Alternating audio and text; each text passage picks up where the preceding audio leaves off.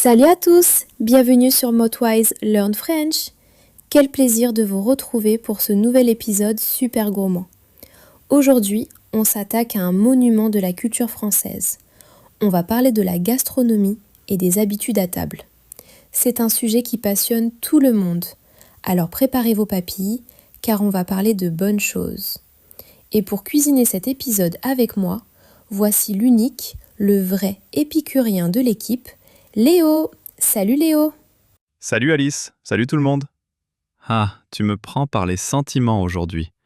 Parler de nourriture, pour un Français, c'est presque une seconde nature. Tu sais qu'en France, on est capable de passer 3 heures à table pour le déjeuner et de passer tout ce temps à parler de ce qu'on va manger au dîner. C'est une vraie passion nationale. Le repas chez nous, c'est un art de vivre, un moment de partage sacré. C'est tellement vrai. J'adore cette philosophie du partage. Mais avant d'ouvrir le menu, on a un petit point de grammaire important à voir. C'est un sujet qui fait souvent peur aux étudiants, les articles partitifs. Quand on parle de nourriture, on utilise souvent du, de la, de l'. On s'y perd un peu. Pas d'inquiétude les amis, on est là pour tout vous expliquer simplement. Léo, éclaire-nous. C'est très simple, pas de stress. On utilise l'article partitif pour exprimer une quantité indéfinie, quelque chose qu'on ne peut pas compter un par un.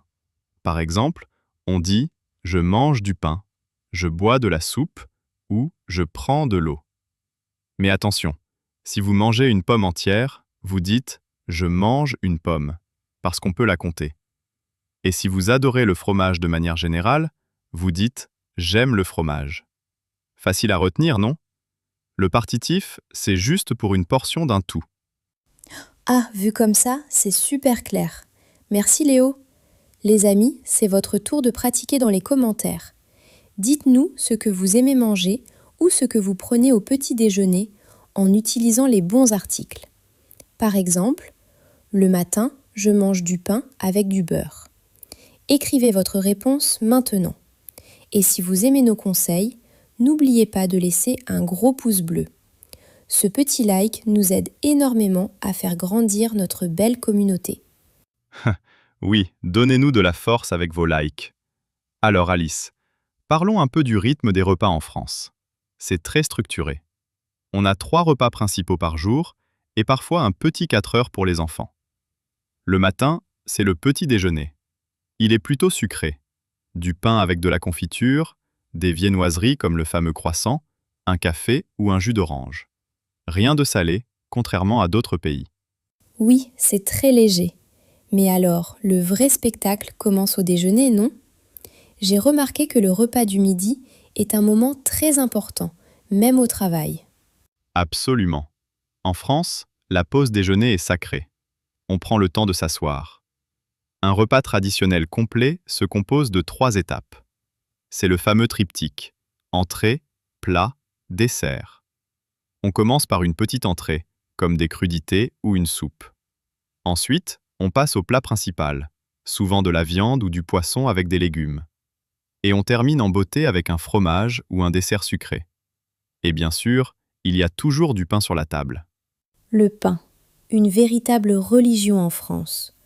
Je crois qu'on ne peut pas imaginer un repas français sans une bonne baguette bien fraîche. Ah, la baguette. C'est notre fierté nationale. On l'achète tous les jours à la boulangerie.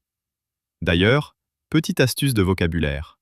Quand vous allez à la boulangerie, demandez une tradition ou une baguette de tradition.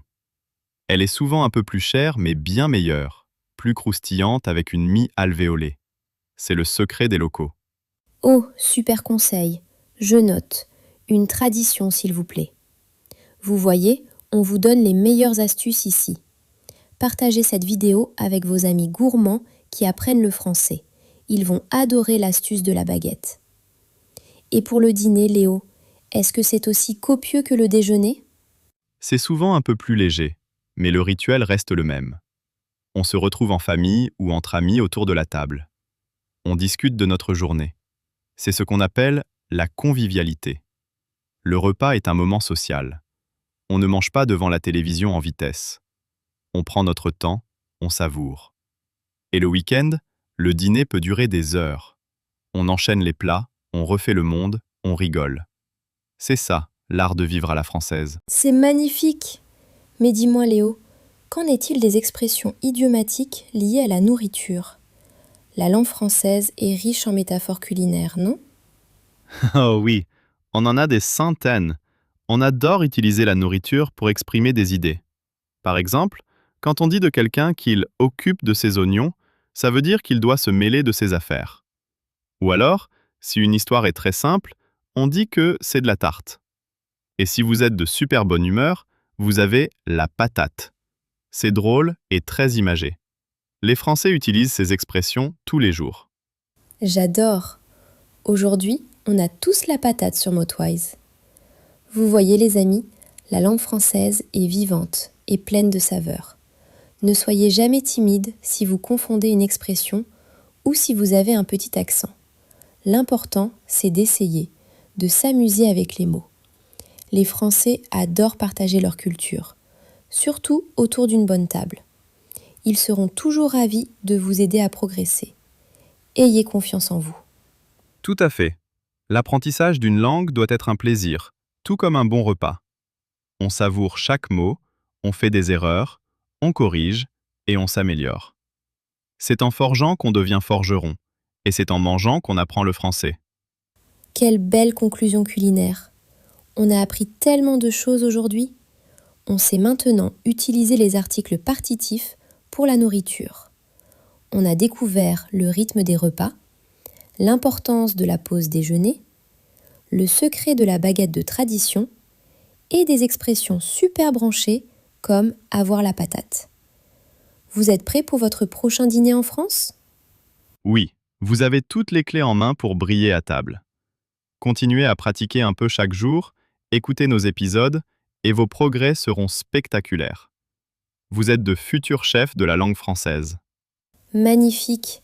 Un immense merci à toi Léo pour toutes ces anecdotes savoureuses.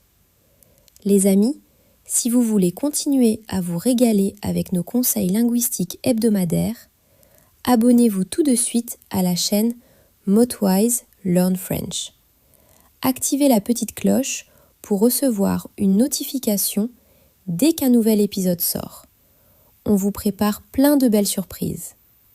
Et si vous avez encore faim de connaissances, allez jeter un œil à nos chaînes partenaires. On a Motwise Learn English pour perfectionner votre anglais avec la même énergie et Motwise Learn Spanish si vous voulez ajouter une touche de piment et de tapas à vos compétences. Il y en a pour tous les goûts, alors profitez-en. C'est le menu idéal. Merci mille fois de nous avoir suivis aujourd'hui. Prenez soin de vous, régalez-vous, parlez français et on se retrouve très vite pour un prochain épisode. Bon appétit et salut tout le monde! Salut, bon appétit à tous et à bientôt.